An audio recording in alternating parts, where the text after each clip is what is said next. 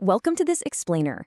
Today, we're diving into a monumental task, building the modern Indian economy absolutely from scratch after independence. We're going to look closely at the critical period from 1950 to 1990, an era that literally laid the very foundation for one of today's biggest global economies. So, put yourself in the shoes of India's first leaders back in 1947. How exactly do you build an economy for millions of people when you're starting from ground zero? India had just woken up to this incredible new dawn of freedom, but, they inherited a nation severely impoverished by 200 years of colonial rule. The massive job of nation building was finally in their own hands, and the choices they made right then would decide the fate of millions. To understand how they tackled this, here is our roadmap. First, we'll look at the blueprint itself. Then we'll examine three foundational pillars: agriculture, industry, and trade. And finally, we'll hit the 1991 tipping point. Okay, part one, the blueprint and the specific goals of the famous 5-year plans. Right off the bat, these leaders had to pick an economic system. On one side, you've got capitalism, driven by the free market and private ownership. On the other, socialism, where the state owns the means of production. Now, Prime Minister Jawaharlal Nehru was heavily drawn to socialism, but in a massive, diverse democracy like India, completely abolishing private property just wasn't going to fly. So they landed on a mixed economy. It was a pretty fascinating compromise that blended the private enterprise of capitalism with the state-led welfare goals of socialism. What's really interesting here is how they structured this. In 1950, the Planning Commission was born, and they established 4 core goals that became the absolute holy grail for every policy over the next 40 years. They focused on growth, to boost production capacity; modernization, to bring in new tech; self-reliance, because they were terrified of depending on foreign nations again; and above all, equity, ensuring the new wealth actually reached the poor, not just the elite. Moving on to Section 2, Pillar 1, the agricultural revolution. And this was urgent because the country was facing a literal existential threat of famine. Think about this for a second. At independence, a whopping 75% of the population depended on agriculture. Yet, the whole system was incredibly fragile. Productivity was just dismal. They had outdated technology, virtually no infrastructure, and these exploitative land tenure systems where intermediaries just collected rent without ever investing in the farms. Because of this, India was dangerously dependent on foreign aid, waiting on foreign ships from the United States just to feed its own citizens. To fix this massive vulnerability, the government ushered in the Green Revolution. And this was a real game changer. They brought in high-yielding variety, or HYV seeds, along with modern fertilizers. Agricultural output completely skyrocketed. They rolled this out in 2 main phases. Phase 1, through the mid-60s and 70s, focused on affluent states with good irrigation like Punjab, and it mostly boosted wheat. Then Phase 2 stretched into the 80s, spreading this miraculous tech nationwide to cover a much wider variety of crops. But we have to look at the data neutrally here. This technological leap wasn't perfect. Yes, it was an absolute triumph in that it eradicated massive famine, achieved food self-sufficiency, and built up emergency stocks. But it heavily favored wealthy farmers. They were the only ones who could easily afford all those expensive chemical inputs and irrigation. So the small farmers kind of got left behind. And to make matters worse, these new HYV crops had a much higher risk of getting wiped out by pests. All right, let's look at Section 3, Pillar 2, Industry, and the infamous License Raj.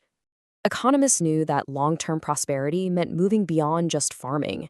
So, to aggressively command this new industrial economy, the government rolled out the Industrial Policy Resolution of 1956, dividing industries into 3 strict buckets.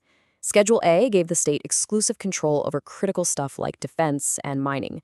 Schedule B was a mix of state and private efforts. And Schedule C was basically everything else, left to the private sector. 80. Take a moment to process that number. That is how many different government agencies a private business might have to satisfy just to produce goods. Just because an industry was in the private sector didn't mean they were free to just do business. This intense web of regulation and state permission became known, quite infamously, as the License Raj. Now, the historical rationale here was actually deeply well-intentioned. The government was essentially using licenses as a carrot and a stick. Say you wanted to open a factory in an economically backward region? Boom, you got your license way faster, plus tax breaks. The idea was to prevent monopolies and make sure jobs were spread out fairly across the entire country, not just concentrated in big cities. However, The reality on the ground was a bureaucratic nightmare. Things totally backfired. Company executives found themselves, actually scratch that, they spent more time sitting in government waiting rooms in New Delhi, lobbying for permits, than they did improving products on their own factory floors. Large industrialists would literally buy up licenses and sit on them, just to make sure competitors couldn't open rival firms. It absolutely crushed efficiency and innovation. Which naturally brings us to Section 4, Pillar 3, Trade and Import Substitution. If you've ever wondered why everyday Indian consumers in the 70s and 80s couldn't just go out and buy a foreign car or a fancy imported TV, it boils down to this specific policy: import substitution. Driven by a lingering post-colonial fear of foreign economic domination, the government decided that instead of importing goods, they would actively force the country to produce those items domestically. To pull this off, they built literal economic walls around the domestic market. They slapped incredibly high tariffs on imports, making foreign goods impossibly expensive for normal people. They set strict quotas on how much could even cross the border. They heavily controlled foreign exchange and foreign direct investment. They were essentially forcing the entire nation to rely entirely on itself to grow.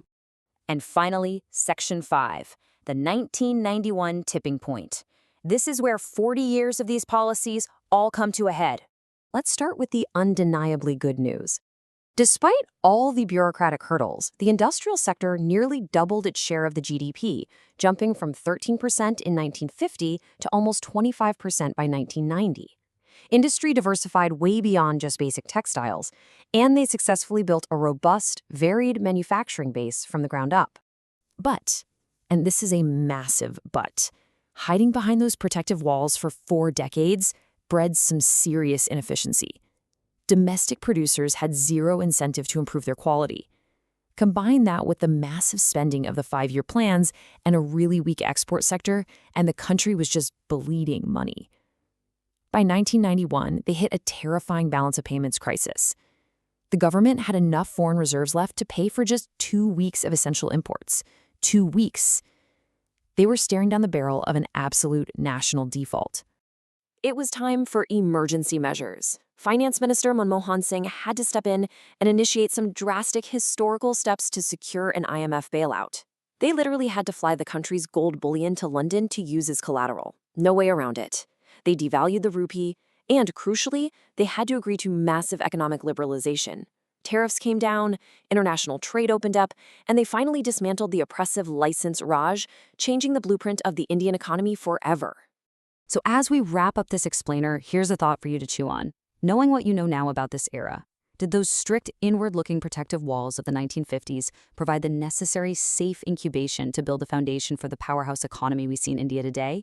Or did the license Raj and isolationist trade act as an economic cage that held millions back from their true potential? It is a genuinely fascinating debate, and I hope this gives you a great framework to explore it further.